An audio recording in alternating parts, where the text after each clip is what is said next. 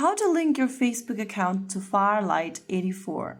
Hey everyone, welcome back to another video from Gameplay Classic. If you are on Farlight 84 and wondering how to link your Facebook account, first of all, open your Farlight 84 game on your device and make sure that you're inside the lobby page. Once you're inside the lobby page, go ahead and tap on your username at the top left corner. And from this page, go to the bottom right and click link. Now you'll see different accounts you can link with and get rewards from 5 diamonds to 10 diamonds according to the link type. To link with Facebook, tap the link button right next to the Facebook logo and click OK. Now in the pop-up, click on Link Social. Select the link button right next to Facebook and follow through the instructions. Then you can enter your Facebook account's credentials, and once you are linked, you will be able to link your Facebook account to Farlight 84. To help protect your game progress, linking your account as early as possible is the best thing you can do.